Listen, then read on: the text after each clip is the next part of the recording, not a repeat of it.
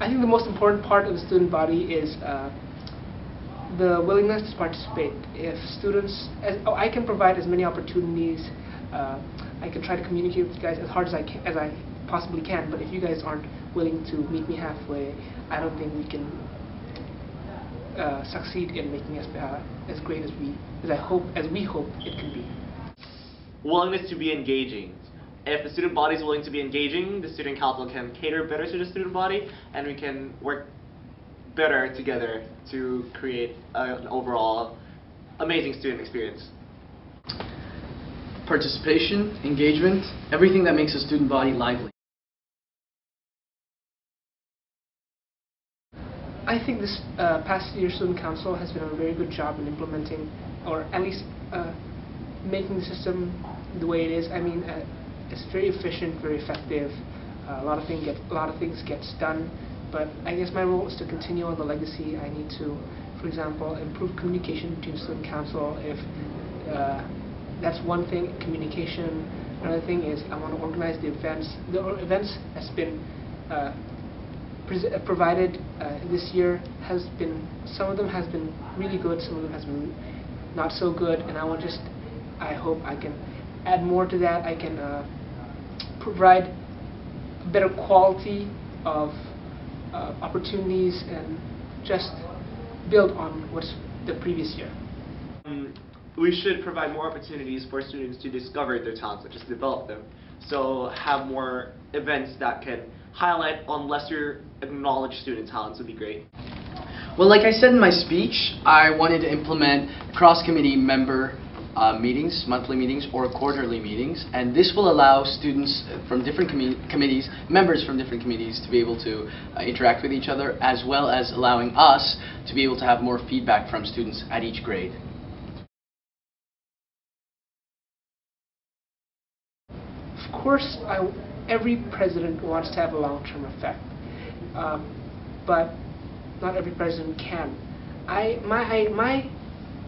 My hope, my vision is actually just for this upcoming year, for this next year. However, I hope that under my presidency, I know that if I do a good job, if the student council becomes bigger and better, that will leave a lasting impact for the future generations and future student council presidents and the future student body. I believe they have long-term effects, because what my plan is for this year, MDJ, if you've seen me, is like the Millennium Development Goals themselves. It's for a long-term thing. I've built upon past student council missions. I've talked to Nia, I've talked to Yosef, and hopefully MDG is here to stay for at least a millennium. Oh yeah, definitely, because we're continuing past legacy too. We're trying to continue our past presidents' work, and we definitely think that long term is so much better, because then it would be for students in the future. After all, we're trying to leave a positive impact on this school.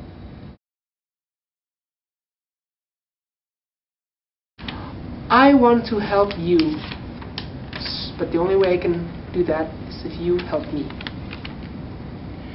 If you want someone who is down to earth, who is willing to talk to you for hours just about your problems, if you want someone to approachable, even when you're in 7th or 8th grade, if you want someone who is overall a good leader, a God-driven, open-minded, outgoing, and determined leader, you should vote for me. I think you guys should vote based on competence, willingness, ability. Well, that's kind of the same thing, really. But so yeah, just be wise with your vote. I think if you vote for anyone, because I think all 3 candidates are really good. I guess I'm promoting myself that way, but yeah, really. Definitely, not 24/7, but 5 days a week, I'm exposed to a very positive and environment, and I think that's a positive environment. That's one of the most important things in spiritual growth. If I live in if it wasn't so positive, who knows where I'd end up. Yes, definitely. I remember when I was in 8th grade retreat. That was the first time I really considered myself to be a Christian. I've been involved in the prayer group. I've gotten to know God much more in my years in SPH. I've walked closer to Jesus, and I feel that, yeah, SPH has helped me overall, spiritually. So, because I approach my faith with a much more theological and philosophical approach, so that means that I have learned so much more theology while I was in SPH, both inside school and outside school, and to be honest, it's mostly outside of school, but the nice Christian community that we have in SPH is really supportive to my faith and has helped me to grow and spiritually and handle spiritual problems. Would you give an iPad to a 6-year-old, a brand new iPad, just for him to keep himself? See, a common misconception is that drinking is for fun, but there are implications to everything, and certain things such as alcohol, you might not be ready for. Alcohol requires a level of maturity that you must have if you are mature. So just keep in mind that alcohol is a very dangerous thing if you are not responsible enough to handle it. Okay, the same way if a 6-year-old is not responsible enough with his brand new iPad. Drinking and clubbing. Okay, I'm gonna address these as two different things. Drinking. I know that in certain countries, you are legally allowed to drink if you have parental supervision or through a guardian supervision, and I feel that in that case, you're allowed to drink because it's not really underage drinking. I believe that people shouldn't drink underage. No. And with regards to clubbing, I feel like you should wait until you're of legal age before you go clubbing. Then it'll feel right and perhaps be a good experience at the same time. Drinking and clubbing, again, as I said, if drinking should be okay under a positive guardian or parental supervision, and of course that's different for each family, while clubbing is really, don't go crazy, guys. Just don't go crazy. Yeah, I think you shouldn't go crazy. That's really my thing.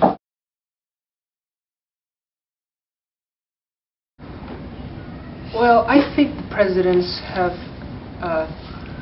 done their best to avoid this. I mean, taking this position, putting my name on that list, it actually it takes a lot of sacrifice, and I think that my willingness to do this shows that I'm putting a lot on that table. And if I wanted, why would I be biased to gain popularity? I think I'm sacrificing my popularity or how I look as I take this position. So in fact, I don't think a bias is such a good concept in this matter. Okay, I am one of those people. I have been in that position. I was rejected from the student council 4 times. So I know what it feels like to feel like a leader is favoritistic. But because I'm a leader speak up, I also know that it's not that we have favoritism against you with another candidate. It's that we really do take into consideration the application, any interviews we have with you, and we actually pray about these decisions because we know these are really, really, really important decisions to make. For favoritism, I think that I'm going to try my best not to favor anyone. I'm going to base it based on what they give me in their application and really try to make a holistic judgment on them. And I don't think it's fair for you to call any of us like favoritists. What's the word? Biased, because it's really hard if you're going to be in our position. Maybe someday you'll know.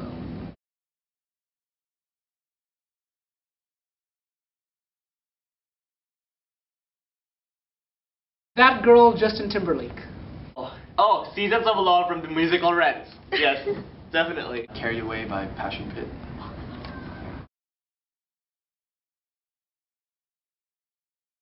Ribs.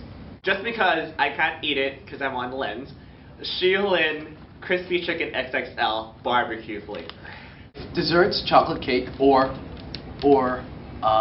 Spanish. John 3:16. I know it's cliche, but I have an explanation for it. 1 Corinthians 10 verse 13. Philippians 4:13. That's the cliche, but it's true. I like it.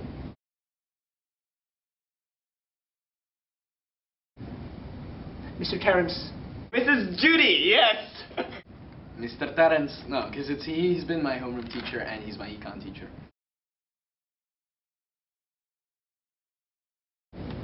None that come to mind. I can make my eyebrows go wavy. Go. I don't know.